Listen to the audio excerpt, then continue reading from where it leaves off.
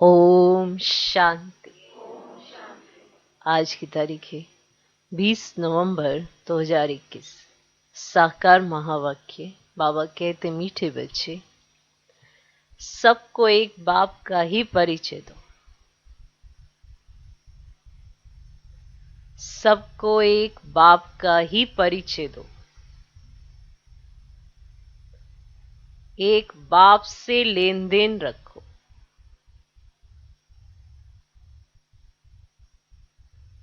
बाप को ही अपना सच्चा पोता मेल दो।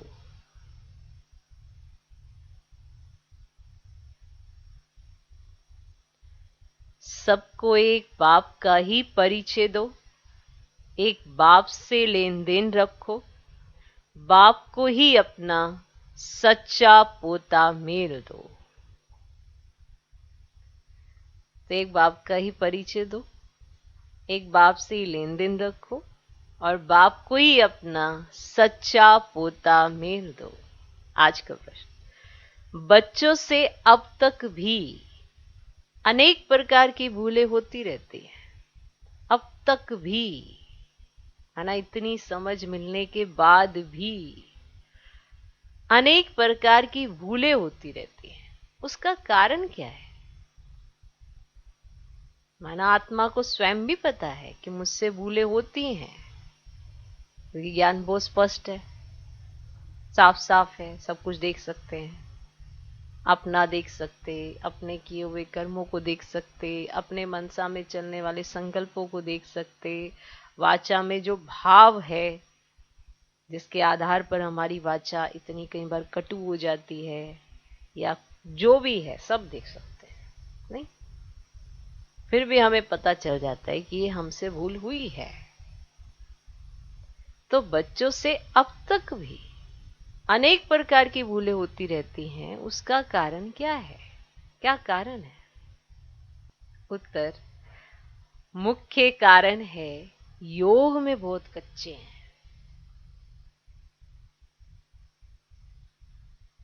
योग में बहुत कच्चे हैं। बाप की याद में रहते तो कभी कोई बुरा काम हो ही नहीं सकता।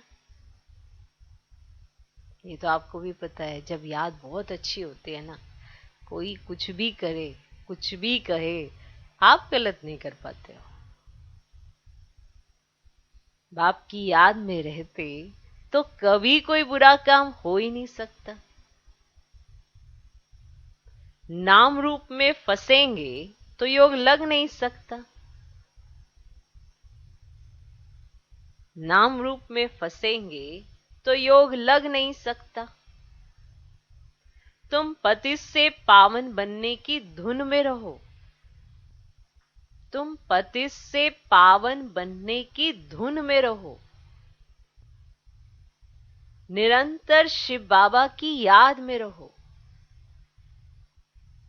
तुम्हारा आपस में जिस्मानी प्यार नहीं होना चाहिए। तुम्हारा आपस में जिस्मानी प्यार नहीं होना चाहिए। बच्चों से अब तक भी अनेक प्रकार की भूलें होती रहती हैं। उसका कारण क्या है? उत्तर, मुख्य कारण है योग में बहुत कच्चे हैं। बाप की याद में रहते तो कभी कोई बुरा काम हो ही नहीं सकता। नाम रूप में फंसेंगे तो योग लग नहीं सकता। तुम पति से पावन बनने की धुन में रहो। निरंतर शिव बाबा की याद में रहो। तुम्हारा आपस में जिस्मानी प्यार नहीं होना चाहिए। आज का गीत है जले न क्यों परवाना। ओम शांति। ये भक्ति मार्ग के गीत गाए हुए हैं। आखिरी में ये सब बंद हो जाएंगे, इनकी दरकार नहीं। गायन भी है, 1 सेकंड में बाप से वर्षा मिलता है। तुम जानते हो, बेहद के बाबा से जीवन मुक्ति का वर्षा मिलता है। जीवन मुक्ति अर्थात इस दुख धाम से मुक्त, भ्रष्टाचार पने से मुक्त। फिर क्या बनेंगे? उसके लिए एम ऑब्जेक्ट तो बहुत अच्छी समझाने की है। बाबा ने रात्रि को भी समझाया कि कोई भी आते हैं तो पहले परिचय दो ऊंचे से ऊंचे भगवान का। पूछते हैं यहाँ का उद्देश्य क्या है, तो पहले पहले परिचय देना है बेहद के बाप का। अब वे कहते हैं मुझे याद करो तो तुम पावन बनेंगे। अब गाते भी हैं हे पतित पावन आओ, तो बाप को जरूर कोई अथॉरिटी होगी ना, तभी तो ये सब कुछ कहते हैं। अब कोई तो पाठ मिला हुआ होगा ना, उनको पतित पावन कहते हो कि आओ बुलाते हो तो आता होगा ना, कोई तो अथॉरिटी है ना। तो उनको कहते हैं ऊंचे से ऊंचा बाप, और वो आपको कहते कि अब मुझे याद करो तो तुम पावन बन जाएंगे। तो गाते भी रहते हो पतित पावन ना हो, तो बाप को जरूर कोई अथॉरिटी होगी ना, कोई तो पाठ मिला हुआ होगा ना, होगा कि नहीं होगा। उनको कहते हैं ऊंचे से ऊंचा बाप। वे भारत में ही आते हैं, भारत को ही आकर ऊंचे से ऊंचा बनाते हैं, बैकुंठ की सौगात ले आते हैं। मनुष्य सृष्टि में ऊंचे से ऊंचे हैं देवी देवताएं, सूर्यवंशी घराना जो सतयुग में राज्य करते थे, और सतयुग स्थापन करने वाला ऊंचे से ऊंचा भगवान ही है। उनको कहते भी है हेवन स्थापन करने वाला, हेवनली गॉड फादर, वे बाप है। उनके लिए कभी ऐसे नहीं कह सकते कि बाप सर्वव्यापी है। सर्वव्यापी कहने से तो बाप का वर्षा गुम हो जाता है। तो कितनी मीठी बातें हैं, बाप माना वर्षा, इतनी मीठी बातें हैं, बाप माना वर्षा, तो जरूर अपने बच्चों को ही वर्षा देंगे। तो सभी बच्चों का बाप एक ही है। वे आकर सुख शांति का वर्षा देते हैं, राजयोग सिखलाते हैं। बाकी तो सभी आत्माएं हिसाब किताब चुकतू कर वापस चली जाएंगी। अभी पुरानी दुनिया खत्म होने वाली है, उसके लिए यह महाभारत लड़ाई है। अनेक धर्मों का विनाश, एक धर्म की स्थापना होनी है। बुद्धि भी कहती है जरूर कलयुग के बाद सतयुग आना चाहिए। देवी देवताओं की हिस्ट्री रिपीट। अब गाया भी हुआ है, ब्रह्मा द्वारा स्थापना करते हैं तो ऊंच से ऊंच पद प्राप्त कराते हैं ना। तो बाप कहते हैं बच्चे ये अंतिम जन्म पवित्र बनो। अब मृत्युलोक मुर्दाबाद और अमरलोक जिंदाबाद होना है। तुम सब पार्वतियां हो। कौन हो? कौन हो? पार्वतियां हो। अमर कथा सुन रही हो? बच्चे और बच्चियां दोनों अमर बनेंगे ना। इसको अमर कथा कहो, तिजरी की कथा कहो, अक्सर करके माताएं ही कथा सुनती हैं। तो बताओ ये अमरपुर में तो यही जाएंगी, पुरुषों का क्या होगा? वो भी सुन रहे हैं? अच्छा, अक्सर करके माताएं ही कथा सुनती हैं। क्या अमरपुरी में पुरुष नहीं होंगे? दोनों ही होंगे ना। तो ये बाप ही समझाते हैं कि भक्ति मार्ग के शास्त्र क्या कहते हैं और बाप क्या कहते हैं। ये भी कहते हैं भक्ति का फल भगवान देने आते हैं। तो बरोबर सतयुग में इन देवी देवताओं का ही विश्व पर राज्य था। इन्हों को फल किसने दिया? कोई भी साधु सन्यासी आदि तो दे ना सके। तो यह भी जानते हो भक्ति भी सब एक जैसी नहीं करते। जो बहुत भक्ति करेगा उनको फल भी जरूर ऐसा ही मिलेगा। जो पूज्य थे वही पुजारी बने, फिर पूज्य बनेंगे, और भक्ति का फल तो मिलेगा ना। तो भक्ति अब इतनी की है, इतनी डुबकियां मारी है, तो फिर फल तो मिलेगा ना। तो ये बातें भी सब समझानी होती हैं। तो पहले पहले त्रिमूर्ति पर समझाना है। ऐसा नहीं कि पहले सीढ़ी के चित्र पर ले जाओ। अब यह है डिटेल की बातें। अब चित्र तो अच्छा है, लेकिन आपको पहले परिचय तो बाप का देना पड़ेगा ना, तभी तो वो समझेंगे उस चित्र को भी, वरना उन्हें समझ कैसे आएगा कि ये सीढ़ी पे क्या समझा रहे हैं। तो ये समझानी कब, कहाँ, कौन से चित्र पे पहले देनी है, कौन से तीसरे नंबर पे देनी है, ये भी बाबा समझा देते हैं। ओके, तो पहले पहले परिचय देना है बाप का। वह है ऊंचे से ऊंचा, फिर ब्रह्मा विष्णु शंकर का, फिर लक्ष्मी नारायण का। बाकी भक्ति मार्ग के चित्र तो ढेरों के ढेर हैं। तो पहले पहले यह बोलो कि बेहद का बाप है, जिससे हम बेहद स्वर्ग का वर्षा लेते हैं। ऊंचे से ऊंचा भगवान, वर्षा भी ऊंचे से ऊंचा ही देते हैं ना। तो भारत में शिव जयंती भी मनाई जाती है। जरूर हेवनली गॉड फादर ने आकर हेवन स्थापन किया होगा। तो बाप ही स्वर्ग स्थापन करते हैं, फिर 5000 वर्ष के बाद नरक हो जाता है। राम को भी आना पड़ता है तो समय पर रावण को भी आना पड़ता है। राम को भी आना पड़ता है तो समय पर रावण को भी आना पड़ता है। राम वर्षा देते, रावण श्राप देते हैं। ज्ञान अर्थात दिन पूरा हो रात हो जाती है। दिन में सिर्फ सूर्यवंशी चंद्रवंशी। ये बातें नटशेल में समझाने की बहुत सहज है ना। तो पहले पहले ऊंचे से ऊंचे बाप का परिचय दे पक्का कराना चाहिए। मूल बात ही यह है। सतयुग में देवी देवता घराना था, सतो प्रधान थे, फिर सतो रजो तमो में आए हैं, अब यह है चक्र।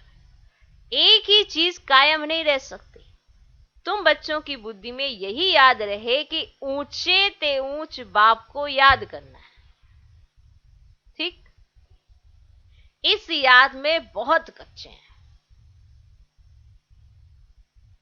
बाबा भी अपना अनुभव बताते हैं। तो याद ही घड़ी घड़ी भूल जाती है, क्योंकि इनको बहुत ख्यालात रहते हैं। देखो, जो इनके ख्यालात वो हम बच्चों के ख्यालात नहीं है। हमें तो अपना ही देखना है, अपनी गृहस्थी संभालनी है। इनकी सबसे बड़ी गृहस्थी, कितने बच्चों का इनको ऊपर नीचे देखना होता है, कितने सेंटर्स हैं, माना कितने बच्चे बच्चियां, कितना कुछ ऊपर नीचे होता रहता है। जो बाप का कहना नहीं मानते, रूठ के कहीं और चले जाते हैं, ना बाबा की मुरली को ध्यान से सुनते, ना समझते, इसे अलग बना के भी बैठ जाते हैं। बाप माना सोचो, बाप बैठा है, ब्रह्मा बाप बैठा है, तब भी ऐसे हालात हुए। अब तो फिर तो सबकी अपनी मन मर्जी है, नहीं तो कितने ख्यालात इनको रखने पड़ते होंगे। सोचो, आप विचार करो। तो सब सुन लेते होंगे ब्रह्मा बाबा जो कहते होंगे। हाँ, ये 2-3 दिन से बाबा समझानी दे रहे ना कि इनकी दिल से उतरा तो शिव बाबा की दिल से उतरा, इनका कहना नहीं माना तो मेरा क्या मानेंगे। हाँ, ये जो कहते तो मैं ही तो इनको कहता हूँ। नहीं, क्या समझाने देना चाहते हैं कि आपस में बनती नहीं है। बाबा कहीं पे भेजने के लिए कहते हैं, कोई आज्ञा देते हैं तो अवज्ञा कर लेते हैं।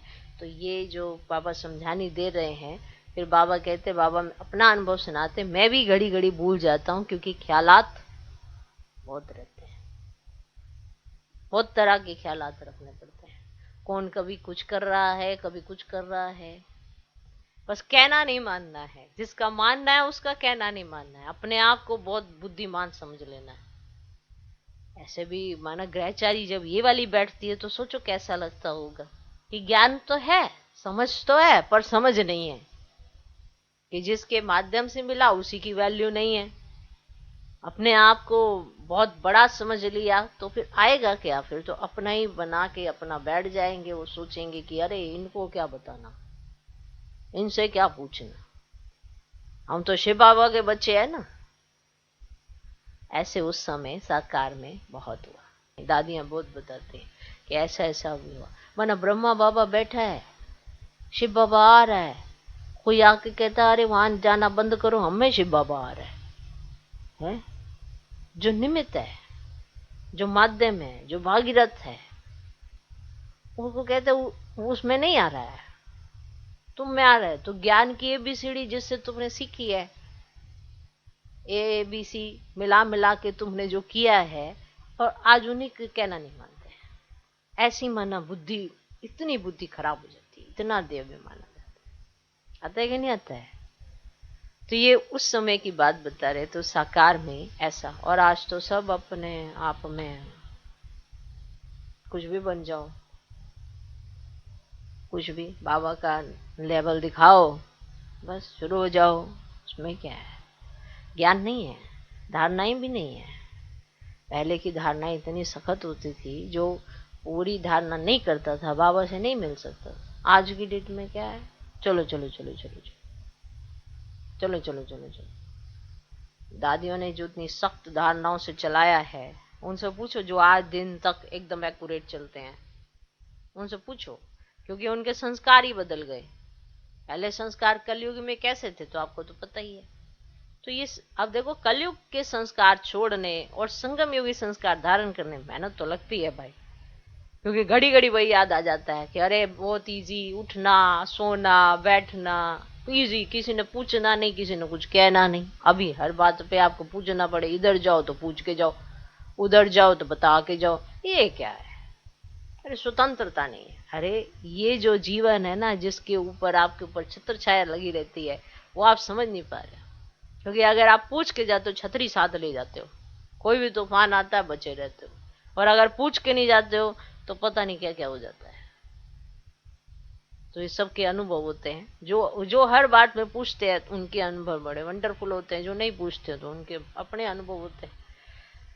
पर ख्यालात तो इनको करने पड़ते हैं ना, कौन बच्चा क्या कर रहा, कहाँ पे क्या हो रहा। तो सोचो कितने मामले होते होंगे। नहीं, हम तो 2-3 मामले देखकर अपने घर के ही दो दो बच्चे होते हैं, उनके मामले देख के ही सिर चकरा जाता है। और इनके माथे कितने मामले, इसका घर देखो, उसका घर देखो, उसका घर देखो, उसका देखो, उसका देखो। उनके घर में बीच में लड़ाई हो गई, उनका बचाओ, इधर जाओ, वो बीमार पड़ गया, उधर जाओ। तो कितने मामले बाबा के। तो बाबा भी अपना अनुभव बताते हैं। याद ही घड़ी घड़ी भूल जाती है, बाबा कहते। सोचो, ब्रह्मा बाबा ऐसा कहते, क्योंकि इनको बहुत ख्यालात रहते हैं। ये बात याद रखना। कोई ये सोचे बस ये पकड़ ले, माना पॉइंट पकड़ना ना, कईयों को ये पकड़ ले, अरे बाबा को याद भूल जाती है। हम क्या है? अरे बाबा क्या कह रहे हैं? बाबा के पास ख्यालात बहुत हैं, इसीलिए याद भूल जाती है। तो फिर बाबा याद कब करते हैं? सुबह। क्योंकि सारे दिन में तो बच्चों के मामले ही खत्म नहीं होते। इधर बैठे तो इधर वाला बच्चा आके हूं करके मामला सुनाता है, उधर बैठे तो ऊ करके वो वाला बच्चा मामला सुनाता है। और फिर अगर इधर की नहीं सुनी, उधर की सुन ली, इधर की नहीं सुनी, तो बस फिर तो कुछ है ही नहीं ना, अपने है ही नहीं। तो ये आपको हमने बताया सब कि बाबा को ख्यालात बहुत रहते हैं, इसीलिए बाबा को घड़ी घड़ी अपने को याद दिलाना पड़ता है। लेकिन हम इस पॉइंट को ऐसे नहीं पकड़ सकते कि बाबा को याद भूल जाते हैं, मैं क्या हूं? अरे मेरे पास तो ख्यालात ही ज्यादा नहीं है, मामला ही ज्यादा नहीं है, तो मैं क्यों भूलूं? मेरे को तो बहुत अच्छा चांस है। बाबा कई बार बताते हैं कि मुझसे ज्यादा अच्छा चांस तुम बच्चों को है, मुझसे ज्यादा ऊंचा पद भी पा सकते हो, इतना निश्चय तो रखो। तो याद रखना चाहिए कि इनके पास गृहस्थी कितनी बड़ी है, इनके भूलने का कारण क्या है और वो क्या बता रहे। तब तो कहा जाता है जिनके मत्थे मामला वे याद में कैसे रह सके। बाबा का सारा दिन ख्यालात चलता रहता है, सारा दिन। कितनी बातें सामने आती हैं, कितनी बातें, माना जो भगवान सिखा रहा है वैसी एक्ट बच्चों की नहीं होती है, वो कुछ और ही एक्ट चलते हैं। तो फिर ख्यालात तो चलते हैं ना, कि इतना समझाने के बाद भी ये दैवी एक्ट नहीं चल रहे हैं। भले ज्ञान सुना रहे हैं, सुन रहे हैं, सब कुछ कर रहे हैं, पर दैवी एक्ट नहीं चल रहे हैं। तो कितनी बातें सामने आती हैं। बाबा को सुबह उठकर बैठने में जास्ती मजा आता है, इसीलिए बाबा सुबह सुबह उठते हैं और उस समय बैठते हैं। इनको जास्ती मजा आता है, नशा भी रहता है। बस ये स्थापना होने के बाद हम विश्व का महाराजा बनूंगा फिर से, बस। माना इस समय तो मत्थे मामले ही इतने हैं, इसीलिए बाबा कहते हैं मैं सुबह सुबह उठकर ये सोचता हूं कि बस ये स्थापना होने के बाद फिर मैं विश्व का महाराजा बनूंगा फिर से। जैसे बाबा अपना अनुभव बताते हैं कि पहली पहली मुख्य बात है बाप का परिचय, और जो भी बातें कोई कहे बोलो, इससे कोई फायदा नहीं। हम तुमको परिचय देते हैं ऊंचे से ऊंचे बाप का, वही ऊंचे से ऊंचे वर्षा देते हैं विश्व का मालिक बनने का। आर्य समाजी लोग देवताओं के चित्रों को नहीं मानते, तुम्हारे पास चित्र देखते हैं तभी बिगड़ते हैं। जिसको वर्षा लेना होगा वह शांति से आकर सुनते रहेंगे। मुख्य बात ही एक है, ऊंचे से ऊंचे भगवान की। ऊंचे से ऊंचा ब्रह्मा विष्णु शंकर को नहीं कहेंगे, ऊंचे से ऊंचे बाप से ही वर्षा मिलता है, वही पतित पावन है। ये बात पक्की कर लो, ठीक? क्या करो? पक्की कर लो। क्या कर लो? पक्की कर लो। God is one. बाप माना वर्षा, भारत में आकर वर्षा देते हैं। ब्रह्मा द्वारा नई दुनिया की स्थापना, शंकर द्वारा विनाश। इस महाभारत लड़ाई से ही स्वर्ग के गेट खुलते हैं, पति से पावन बनते हैं। बेहद के बाप से ही भारत को वर्षा मिल रहा है, दूसरी कोई बात नहीं। यहां है एक बात, बाप कहते हैं मुझे याद करो, तो तुम्हारी खाद निकले। माने ये जो बुराइयां है ना, ये जो अवगुण है, इसकी खाद निकलनी है। जब ये निकल जाएगी, बुद्धि एकदम रिफाइन हो जाएगी, हर बात समझ में आएगी। ये एक बात जब समझे तब और कुछ समझाना। ये जो इतने चित्र हैं, ये है रेजगारी, ये रेजगारी है। हम कहते हैं ज्ञान अमृत पीकर पवित्र बनो, वे कहते हैं विष चाहिए, उस पर भी ये चित्र हैं। तब कहते हैं अमृत छोड़ विष काहे को खाए। ये रूहानी नॉलेज स्पिरिचुअल फादर ही देते हैं। वे बाप सर्वव्यापी कैसे होगा? तुम बाप को सर्वव्यापी मानते हो तो भल मानो, हम अब नहीं मानेंगे, है ना। आप मानते हो तो मानो, लेकिन हमको तो क्लियर हो गया है ना। आगे हम मानते थे, अब बाप ने बताया है ये भूल है। बाप से वर्षा मिलता है, अब भारत नरक है, उसको फिर हम स्वर्ग अर्थात पवित्र ग्रस्त आश्रम बनाते हैं। आदि सनातन देवी देवताओं का पवित्र ग्रस्त आश्रम था, अब यह अपवित्र विशेष दुनिया। बाप कहते हैं मुझे याद करो। ऊंचे ते ऊंच शिव बाबा क्रिएटर है, उनसे वर्षा मिलता है। अभी कलयुग में है ढेर मनुष्य, और सतयुग में तो बहुत थोड़े मनुष्य हैं, तो उस समय बाकी सब शांति धाम में है। तो जरूर अब लड़ाई लगेगी, तब तो मुक्ति में जाएंगे। अब ये सब बातें बच्चों की बुद्धि में रहनी चाहिए, याद रहना चाहिए ये सब कुछ। बच्चों को सर्विस जरूर करनी है, सर्विस से ही ऊंच पद पाएंगे। ऐसे नहीं आपस में नहीं बनी तो शिव बाबा को भूल जाना या शिव बाबा की सर्विस करना छोड़ देना, ये नहीं करना है। अगर आपकी आपस में नहीं बनी है, माना आप ब्राह्मण है, दूसरे ब्राह्मण के साथ आपकी खिटपिट चल रही है और आपने शिव बाबा की सर्विस छोड़ दी, शिव बाबा की सर्विस करना छोड़ देना, ऐसा नहीं करना। फिर तो यह पद भ्रष्ट हो जाएगा, फिर यह सर्विस करने के बदले डिस सर्विस कर देंगे, क्योंकि अगर सर्विस नहीं कर रहे तो डिस सर्विस करेंगे। आपस में लून पानी होकर सर्विस को छोड़ देना, इस जैसा बुरा काम कोई नहीं। अगर आपकी आपस में नहीं बनी है और आप सर्विस के लिए निकले पर आपने सर्विस नहीं की और डिस सर्विस कर दी, तो सोचो उस समय बाबा के सामने कौन सा दृश्य चल रहा होगा। बाबा ने आज्ञा दी जाके सर्विस करो, और वहां पे आपस में उनकी बनी नहीं, खिटपिट कर दी, अलग अलग रहने लग गए। ऐसा होता है ना, जब दो की नहीं बनती है तो कहते तू अपना सेंटर बना, मैं अपना सेंटर, ऐसा कर लेते हैं, क्योंकि इनकी आपस में नहीं बन रही। अरे बाबा ने तो एक बनाने के लिए भेजा था, दो को इकट्ठे भेजा था, नहीं बने, आपस में नहीं बने। नहीं, मैं एक ही शहर में दो बना ले। ऐसी बड़ी खिटपिट चलती रही, बहुत समय ऐसा होता रहा। तो आपस में लून पानी होकर सर्विस को छोड़ देना, इस जैसा बुरा काम कोई नहीं। बाबा को याद करो तो कमाई भी होगी। अब ज्ञान मिला है, होली बनो और बाप को याद करो। धुरिया कहा जाता है ज्ञान की रिमझिम को, ज्ञान और विज्ञान कहा जाता है। विज्ञान है योग और ज्ञान है सृष्टि चक्र का। होली धुरिया मनुष्य कुछ समझते नहीं है। बाप को याद करना और ज्ञान सबको सुनाना।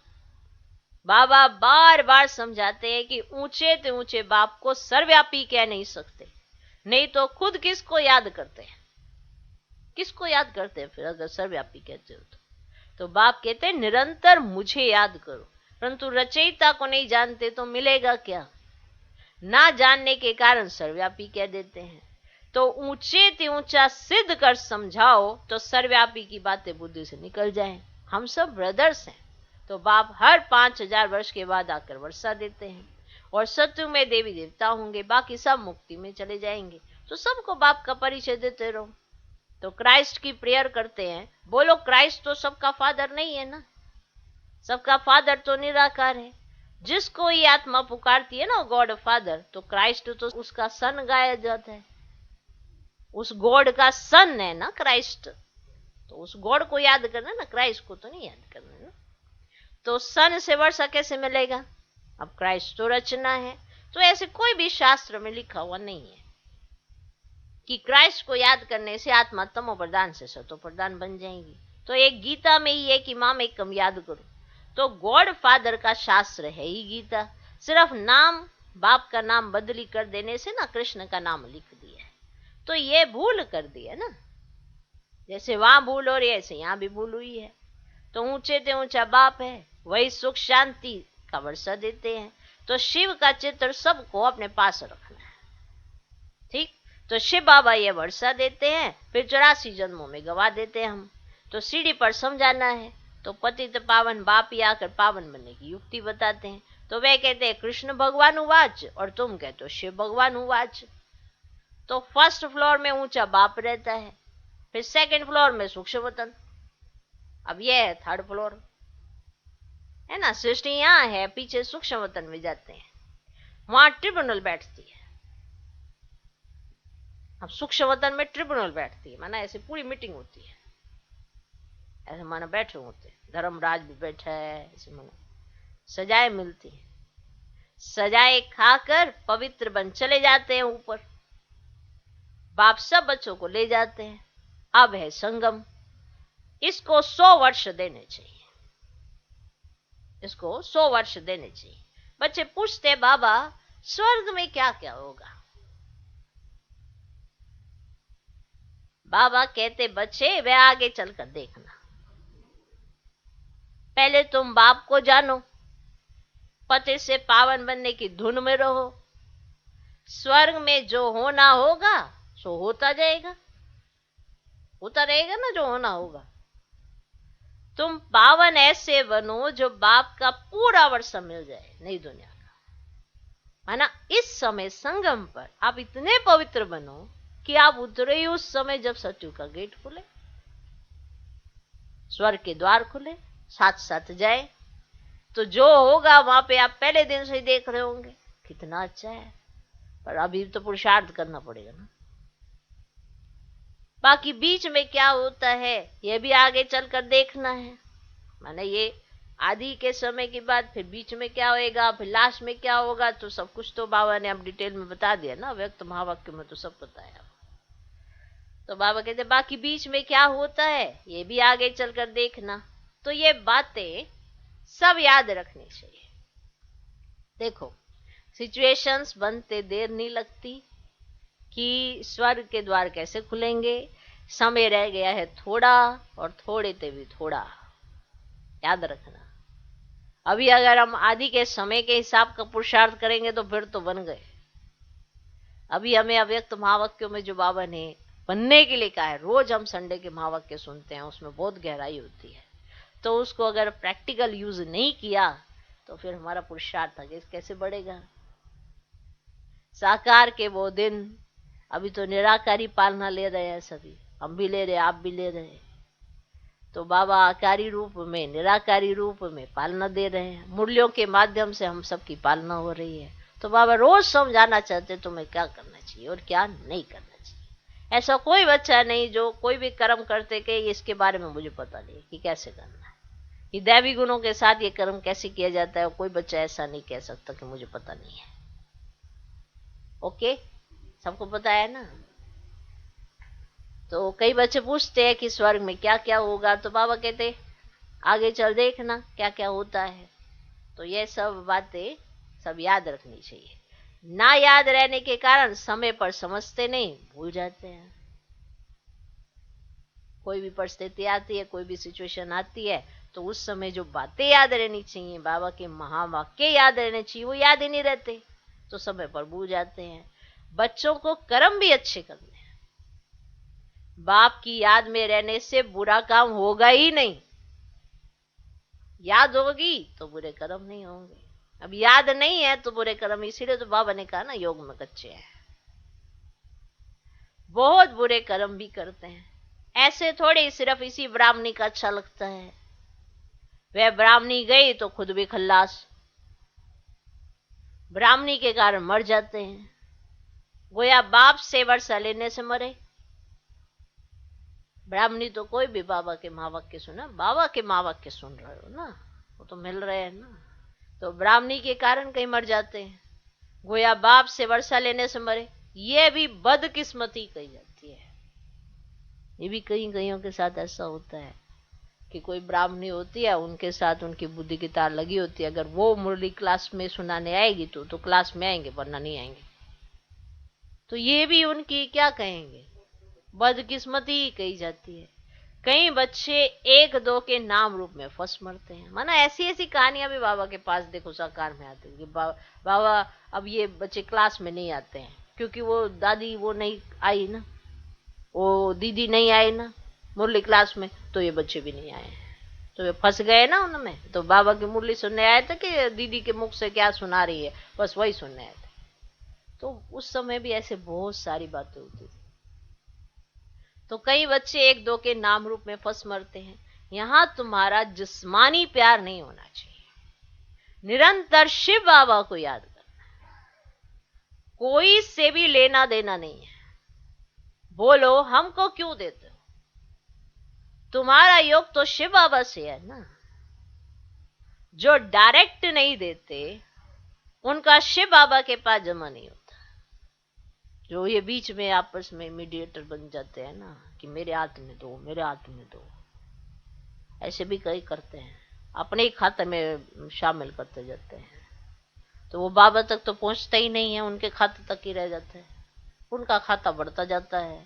वो रोब दिखाते रहते हैं कि हमारे पास बड़ा धन है। अरे तुम्हारे पास आया कहां से, बताओ। ऐसे भी खेल होते हैं, ऐसे भी खेल होते हैं, बड़े बड़े खेल होते हैं। तो जो डायरेक्ट नहीं देते उनका शिव बाबा के पास जमा नहीं होता। ब्रह्मा द्वारा स्थापना होती है तो उनके द्वारा सब कुछ करना है, तो ब्रह्मा बाबा के द्वारा सब कुछ करना है। बीच में कोई खा गया तो शिव बाबा के पास तो जमा नहीं हुआ ना। शिव बाबा को देना है तो थ्रू ब्रह्मा, सेंटर भी थ्रू ब्रह्मा ही खोलो। आप ही सेंटर खोलते हैं तो वह थोड़ी सेंटर हुआ, बाप दादा दोनों इकट्ठे हैं, इनके हाथ आया गोया शिव बाबा के हाथ गया। कितने सेंटर्स है जिनका कोई समाचार ही नहीं। लिखना चाहिए शिव बाबा आपके सेंटर का ये पोता मेल है, सेठ के पास पोता मेल आना चाहिए ना। अब वो तो का शिव बाबा के पास जमा ही नहीं होता है, ये भी अक्ल नहीं है। भले ज्ञान बहुत है परंतु युक्ति नहीं आती है। बस हमने सेंटर खोला, तुमने जिसको दिया उसने सेंटर खोला, वह शिव बाबा ने थोड़े ही खोला। वह सेंटर फिर जोर भी नहीं भरता है। सेंटर खोलना हो तो शिव बाबा के थ्रू, शिव बाबा हम ये देते हैं इसमें लगा देना। बच्चे भूले बहुत करते हैं, योग में बहुत कच्चे हैं। अच्छा, मीठे मीठे सिकिलधे बच्चों प्रति माता पिता बाप दादा का याद प्यार और गुड मॉर्निंग। रूहानी बाप की रूहानी बच्चों को नमस्ते। हम रूहानी बच्चों की भी रूहानी बाप को नमस्ते नमस्ते नमस्ते। Good morning good morning good morning. धारणा के लिए मुख्य साहब पहला पॉइंट, ज्ञान के साथ साथ अपना भविष्य बनाने की युक्ति भी सीखनी है। ज्ञान के साथ साथ अपना भविष्य बनाने की युक्ति भी सीखनी है। एक बाप से वर्षा लेना है, किसी देदारी के पीछे बदकिस्मत नहीं बनना है। एक बाप से वर्षा लेना है, किसी देदारी के पीछे बदकिस्मत नहीं बनना है। आना मुरली से आपका कोई लेना देना नहीं, बाबा की डायरेक्शन से कोई लेना देना नहीं, सिर्फ किसी के पीछे पिछाड़ी लग गए। मुरली पर अटेंशन नहीं, धारणाओं पर अटेंशन नहीं, और किसी व्यक्ति विशेष के पीछे आप लग गए तो क्या बन गए, बदकिस्मत। तो एक बाप से वर्षा लेना है, किसी देधारी के पीछे बदकिस्मत नहीं बनना है। दूसरा पॉइंट, आपस में किसी बात के कारण बाप की सर्विस नहीं छोड़ना है। आपस में किसी बात के कारण बाप की सर्विस नहीं छोड़ना है। सवेरे सवेरे उठकर अपने आप से बातें करनी है। सवेरे सवेरे उठकर अपने आप से बातें करनी है, याद करने की मेहनत करनी है। आपस में किसी बात के कारण बाप की सर्विस नहीं छोड़ना है। सवेरे सवेरे उठकर अपने आप से बातें करनी है, याद करने की मेहनत करनी है।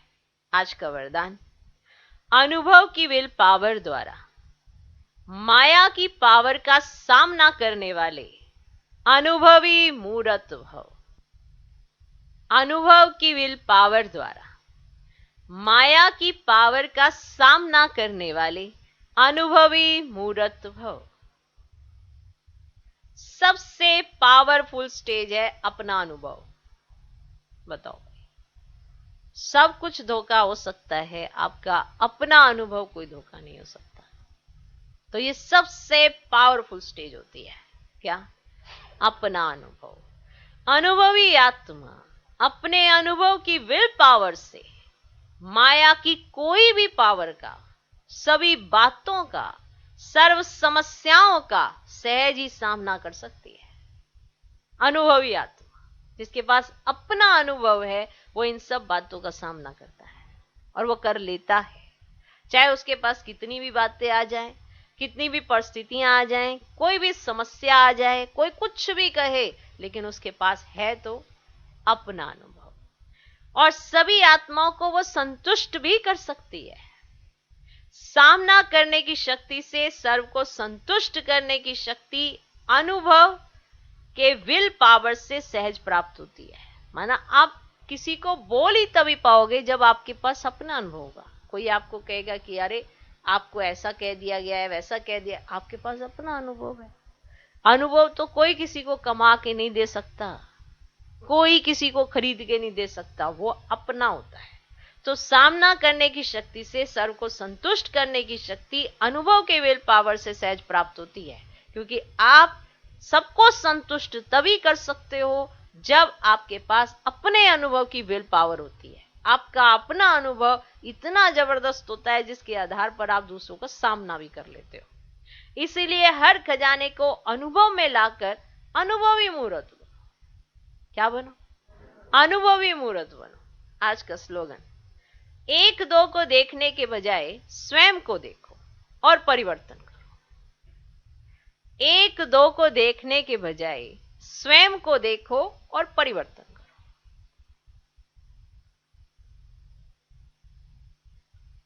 ठीक? क्योंकि जो खुद को देखता है वो खुद को बदलता है। कौन बदला कौन नहीं बदला इसके चक्कर में वो अपना अनुभव नहीं खोता है। अनुभवी वही बनता है जो इन सब चीजों को फेस करता है। और फेस कौन करता है? जो खुद को बदलता है और पता है मुझे मुझ में क्या बदलना है। कोई है जिसको ये ना पता मुझे मुझ में क्या बदलना है, या ऐसी कौन सी एक्टिविटी है जो मुझे बाप समान बनने नहीं देती और मुझे वही एक्टिविटी अपनी चेंज करनी है, उसी पे मुझे मेहनत करनी है। मान लो अगर आप हो ही मीठे तो आपको मीठा बनने का पुरुषार्थ थोड़ा करना है। आपके अंदर कड़वापन है तभी आपको मीठा बनने का पुरुषार्थ करना है ना। अगर आप हो मीठे, किसी के लिए आप शब्द का इस्तेमाल नहीं करते, तो आपको मीठा बोलने का पुरुषार्थ थोड़ा करना पड़ेगा। आप वो पुरुषार्थ करोगे जिसकी वजह से आपकी स्थिति ऊपर नीचे होती है, आपको वो मेहनत करनी है। माना आपके अंदर व्यर्थ बहुत चलता है तो आपको व्यर्थ का पुरुषार्थ करना पड़ेगा ना, कि आपको व्यर्थ से समर्थ को कैसे परिवर्तन करना है, तो आपको उसी के लिए मेहनत करनी पड़ेगी। और अगर आप दूसरों के खाते में झांकते ही नहीं हो, अपने खाते की चेकिंग करते रहते हो, तो आप सेफ रहते हो। आप अगर दूसरों को देखते रहते हो तो खुद को कैसे बदलोगे? तो अपने आप को देखो, स्वयं को देखो और परिवर्तन करो। क्लियर? तो इसलिए हम सबको पुरुषार्थ किसी ना किसी पॉइंट पे करना होता है। कोई ना कोई ऐसी एक्टिविटी होती है जो मुझे परेशान करती है, उस पे मेरा पुरुषार्थ होता है। ये थोड़ा पुरुषार्थ मैं सुबह उठ रही हूं और आराम से उठ जाती हूं, मैं कहूं मैं सुबह उठने का पुरुषार्थ कर रही हूं, वो तो मेरे एक संस्कार बन चुका है ना। अब उस पे मेरा क्या पुरुषार्थ? उस पे है क्या मेरा पुरुषार्थ? नहीं। अब वो तो मेरी प्राप्ति हो गई, वो मुझे वरदान के रूप में प्राप्त हो चुकी है चीज, तो वो मेरा पुरुषार्थ नहीं है। किसी को अमृत वेले उठने में बड़ी दिक्कत होती है, तो अभी पहले उसको उस पे पुरुषार्थ करना पड़ेगा। अब वो उस पे पुरुषार्थ करेगा, मेहनत करेगा, फिर वरदान को प्राप्त करेगा। फिर जब वो कर लेगा, फिर वो सेकंड स्टेप जो भी उसके जीवन में दिक्कत पैदा करता है तो वो उस पे मेहनत करेगा। क्या समझे? इसीलिए हम सभी को, हमारे सबके जीवन में सेम वो नहीं है परिस्थितियां। कोई ये सोचे कि अरे ये तो खान पान में परहेज ही नहीं कर पाता और मेरा तो बड़ा अच्छा परहेज है, मुझे कोई वो, आपका है नहीं ना, आपको वरदान मिला हुआ है। दूसरे को आसक्ति है तो उसको आसक्ति से निकलने के लिए मेहनत करनी पड़ेगी। तो हर एक का पुरुषार्थ हर एक की परिस्थितियां उसके जीवन के अंदर अलग अलग होंगी और उन्हीं से निकलकर वो सर्वगुण संपन्न बनेगी। अब वो एक चीज अगर छोड़ दे तो बाकी चीजें उसमें ऑटोमेटिकली अडॉप्ट होने लगती हैं। इसीलिए तो मेहनत लगती है हमको। क्या समझे? हम सब की मेहनत इसीलिए तो नंबरवार है। किसी को देखो तो वो सेकंड में एकाग्रचित हो जाता है और सहजता से वो अपनी सारी बातों से न्यारा प्यारा हो जाता है। हमको उसी न्यारे प्यारे को अडॉप्ट करने में मेहनत लग रही है। क्यों लग रही है? क्योंकि वही मेरा पुरुषार्थ है। उसी कैटेगरी में मेरे अंदर सारे विकारों की उत्पत्ति भी हो जाती है। अगर मैं वो नहीं छोड़ूं तो सारे विकार आने लग जाते हैं, और अगर मैं वही चीज छोड़ दूं तो सारे विकार ऑटोमेटिकली चले जाएंगे और सर्वगुण संपन्न बन जाएंगे। अब समझ में आया कि कोई ये सोचता है इसको ऐसा क्यों, उसको वैसा क्यों, उसको इतना क्यों, उसको इतना क्यों। ये हम सब की अपनी अपनी कैटेगरी है। जो भी हमने अपना कमाया है, जो भी किया है, हम सबको उतना अपना अपना पुरुषार्थ करना ही है। ओके, ओम शांति।